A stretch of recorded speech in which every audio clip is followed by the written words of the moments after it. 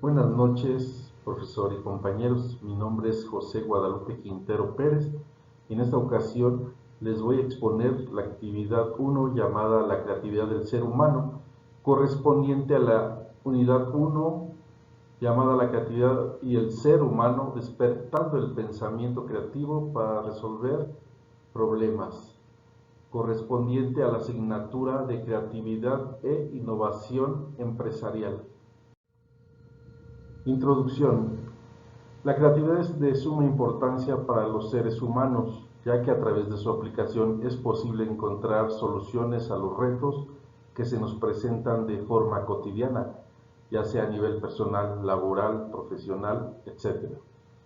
De acuerdo con ARCA, produce los siguientes beneficios: eleva la autoestima, aumenta la conciencia de uno mismo, desarrolla la comunicación, favorece la socialización y fomenta la creatividad.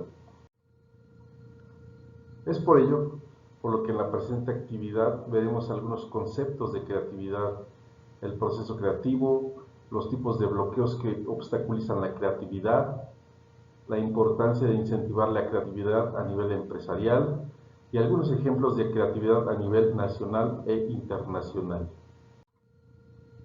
Pero, ¿qué es la creatividad? Villamizar cita el concepto de creatividad de acuerdo a varios autores, los cuales son los siguientes. Gervilla, capacidad humana de engendrar algo nuevo, ya sea un producto, una técnica, un modo de enfocar la realidad. Stenberg y Lubac, la creatividad incluye la confluencia de 6 elementos relacionados entre sí: aptitudes intelectuales, conocimientos, estilos de pensamiento, personalidad, motivación y contexto. Para Gardner, el individuo creativo es una persona que resuelve problemas con regularidad, elabora productos o detiene cuestiones nuevas en un campo, de modo que el principio es considerado nuevo, pero al final llega a ser aceptado en un contexto cultural concreto. De acuerdo a los conceptos antes mencionados, podemos definir la creatividad como un conjunto de habilidades de pensamiento que involucran procesos cognitivos cuyo resultado es generar algo nuevo, único y original. Fases del proceso creativo. De acuerdo con Mendoza, Graham Wallace publica en 1926 su obra llamada El arte del pensamiento, en donde presentó uno de los primeros modelos del proceso creativo, el cual vamos a describir a continuación. Fase 1, preparación. Es donde se detecta el problema y se analiza cuidadosamente para identificar los aspectos que se tienen que resolver. Fase 2, incubación. En esta fase se interioriza el problema, en donde el hemisferio derecho del cerebro entra en acción, el cual es el encargado de la imaginación y creatividad, y aunado con el inconsciente se puede encontrar la solución al problema. Fase 3, inmersión. Es el momento en que soñamos despiertos y relajados, propiciando que fluya la creación de ideas y posibles soluciones. Fase 4, iluminación. Es el momento donde aparentemente se está relajado y alejado del problema y llega la solución a este, dando una sensación de euforia. Fase 5, verificación. Es donde se analiza y evalúa la idea obtenida con el fin de determinar si es la mejor solución al problema o se tiene que perfeccionar. Siguiente tema, bloqueos que limitan la creatividad. Los bloqueos que obstaculizan la creatividad son de corte interno y externo, los cuales son los siguientes. Bloqueo emocional. Son los que están dentro de nosotros, tratándose de emociones que limitan significativamente a la creatividad, como el miedo a cometer errores, no confiar en nuestras capacidades, ansiedad por encontrar rápidamente una solución, entre otras. Bloqueo perceptivo. Se dan principalmente por la incapacidad para analizar el problema desde distintos puntos de vista o con una visión estereotipada, lo que ocasiona que solo veamos lo que queremos ver. bloqueo ambiental. Este tipo de bloqueo se puede dar en lugares incómodos, donde se interrumpa constantemente, donde existan críticas negativas y falta de apoyo de los que nos rodean. Bloqueo cultural. Son aquellos que están relacionados con la educación, valores y costumbres de una sociedad que se transmiten de generación en generación.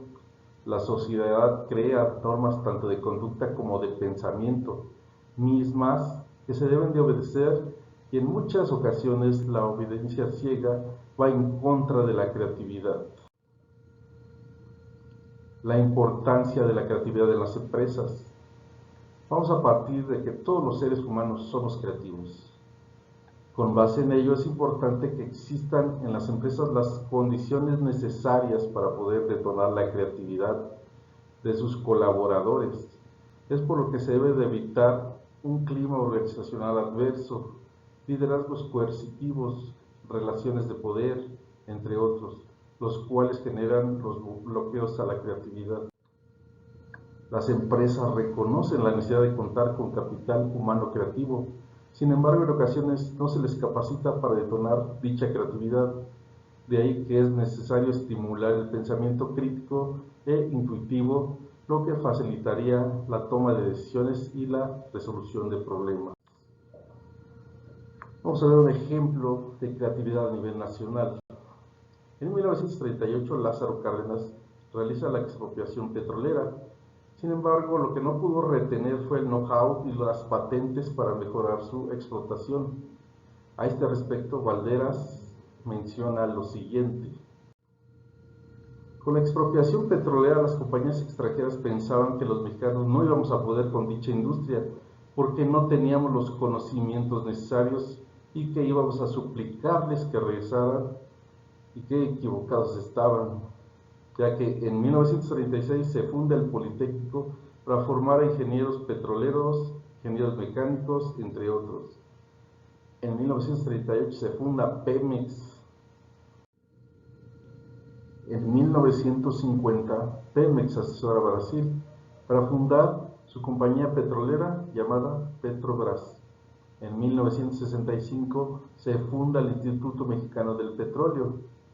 Subsecuentemente, la empresa española Repsol manda capacitar a sus ingenieros petroleros al Instituto Mexicano del Petróleo. También ingenieros petroleros mexicanos asesoran en la construcción de refinerías en Venezuela. Todos estos datos fue el resultado de esa gran creatividad de nuestra industria petrolera. Ejemplo de creatividad a nivel mundial. Un ejemplo muy palpable de creatividad fue el ingeniero e inventor Nikola Tesla, llamado padre de la tecnología moderna. Era tal su creatividad e inventiva que en ocasiones era considerado como loco, ya que sus inventos estaban muy adelantados a su época. A lo largo de su vida hizo diversos aportes a la ciencia y tecnología, entre los que se encuentran la transferencia inalámbrica de energía eléctrica mediante ondas electromagnéticas, la corriente alterna, la radio, la bobina Tesla, el control remoto, entre otras. Conclusiones. En la actualidad vivimos en una sociedad que nos menciona cómo debemos de vivir, cómo debería de lucir una persona exitosa.